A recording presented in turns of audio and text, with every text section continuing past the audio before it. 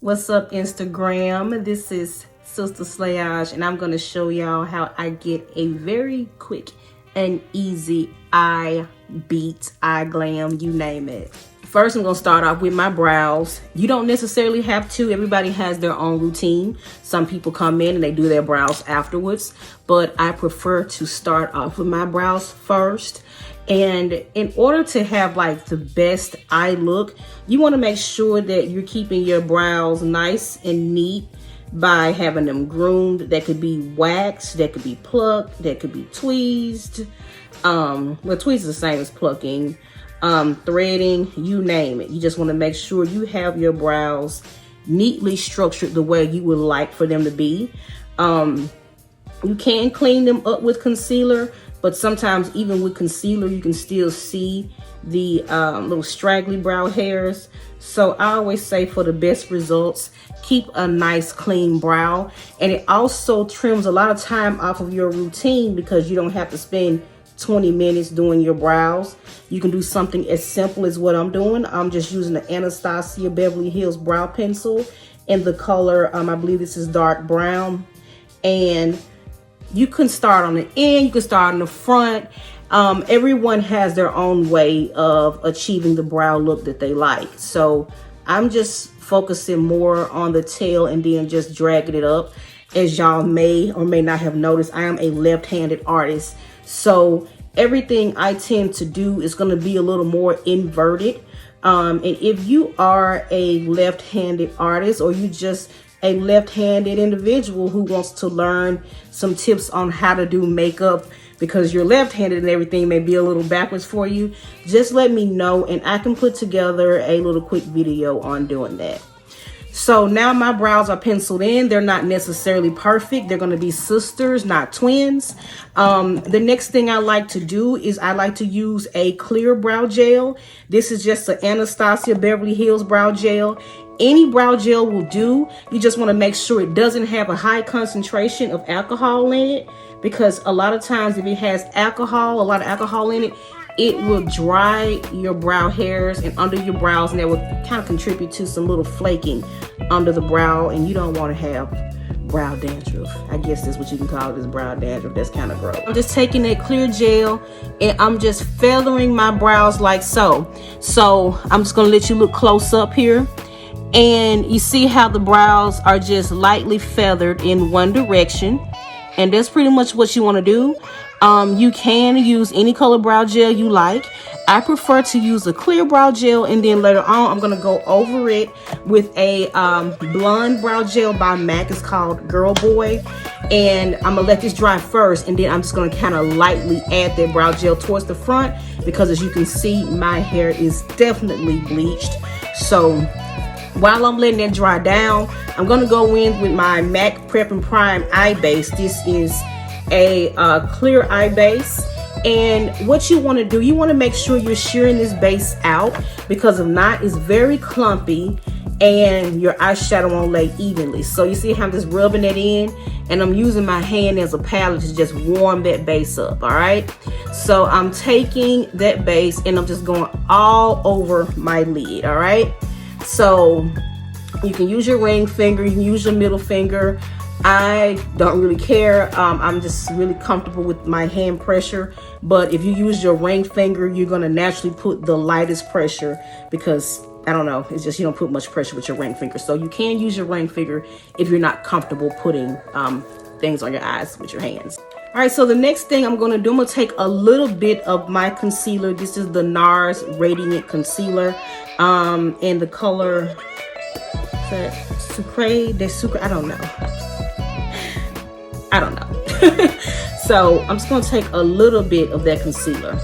And I don't like to do my concealer extremely close to my brows, because you don't want to go into the brows and over conceal or anything like that. So I just like to start by putting the concealer on my lid, and I like to use that over my eyeshadow base, because I have oily lids and I still need something to control those oils, and concealer does not always do the trick for me. Now it may do it for you, but not for me. So I'm just going to put that on my lid. All right, Then I'm going to go in with a MAC 212 brush. This is a liner brush, but you can also use it for shading and concealer. And you want to make sure your brush is very sharp at the tip, okay? So when your brush is sharp at the tip, it's going to give you very, very nice and precise lines. As you can see, I'm creating very nice lines with this brush. There's nothing harsh about it. And it's helping me smooth that concealer towards my brows and create a more structured shape like so. All right, you see I have a shape now, okay? And I'm just gonna drag what's left of that concealer down. And some people like to use a blending brush, but I'm just gonna use my fingers, okay? I really hate having to dirty up all my brushes, but my finger's just gonna melt that concealer in, okay?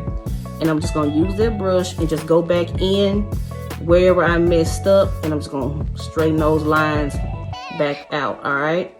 And the thing I do like about this concealer, it does give you some full coverage, and it doesn't dry too fast, because some concealers dry fast, and before you can even sculpt the brow, the concealer is already dry, which does nobody any good. All right.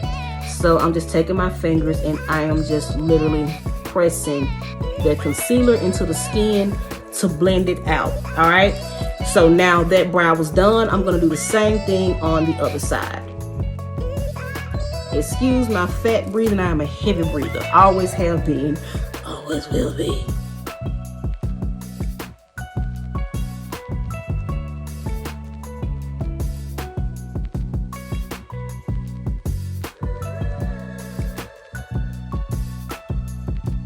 And I do this all the time. I should stop doing it. It's a habit. Try your best to keep your face straight. That's going to give you more precision. I have a habit of tilting my head to the right when I am doing my shading for my brows. I don't know why I do that. It's just instinct. But I can still tilt my head and get the shape that I want. But for someone who is not comfortable or whatever, or may not be familiar with how to get their brows where they need to be, it may kind of throw off their shape a little bit. So try your best. You know, I know it's not going to be a guarantee, but try your best to keep your head straight when you're doing your brows. All right. So I took my concealer too high with my finger. So I'm just going to take my little brow wiz and just fix it and even her back out, okay? I don't really conceal the top of my brows when I first lay down my concealer at the bottom. That's something I do after I do my eyeshadow, okay? So I'm just gonna drag the rest of that down on the lid.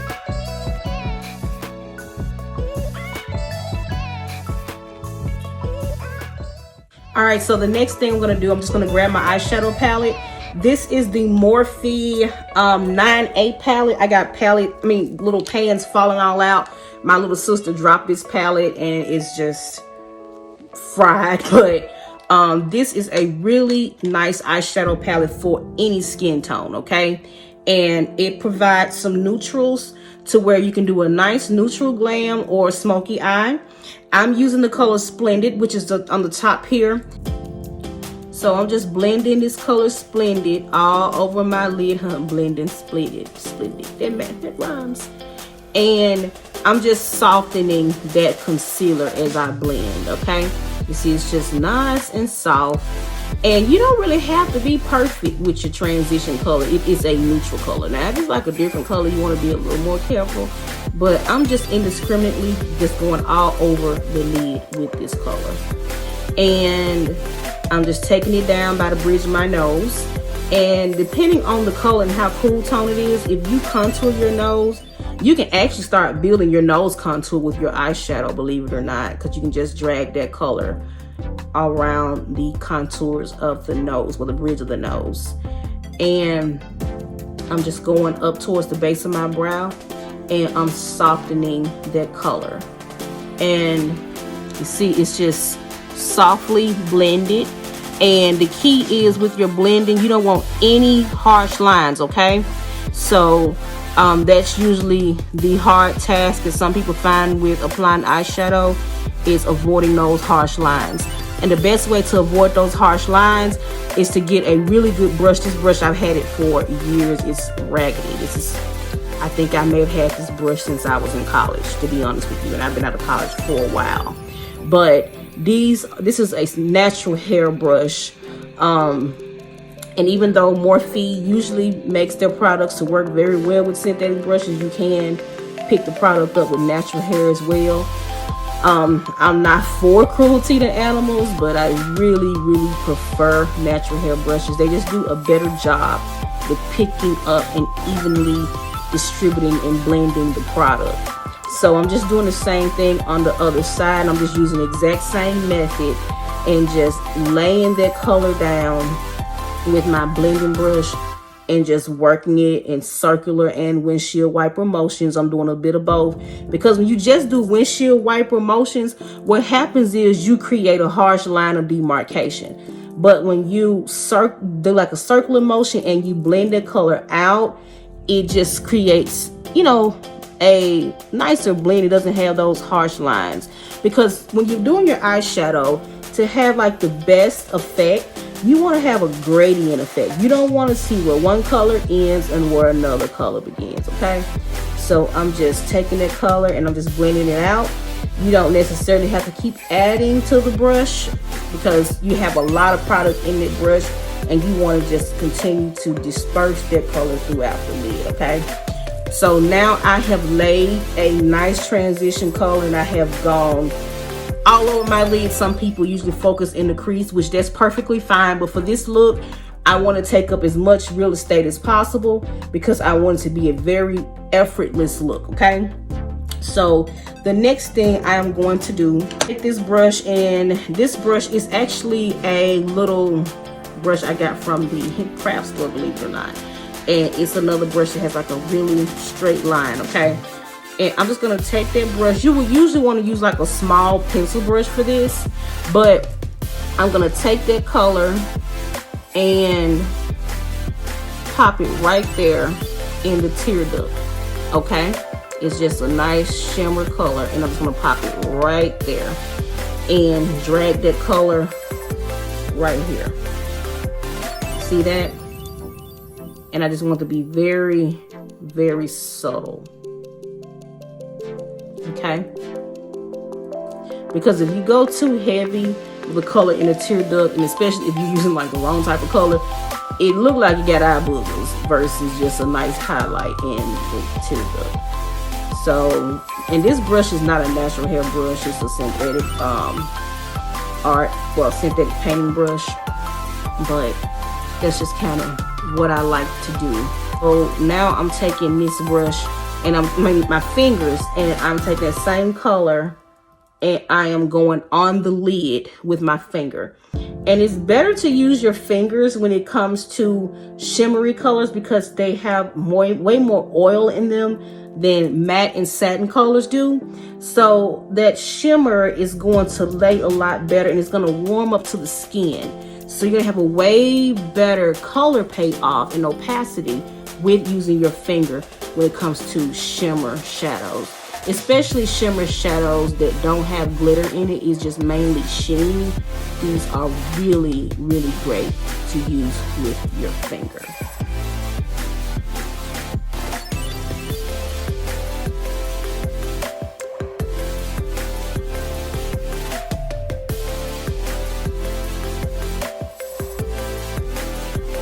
So now the next thing I'm going to do, now that I have completed that part, this is pretty much going to be it for the eyeshadow.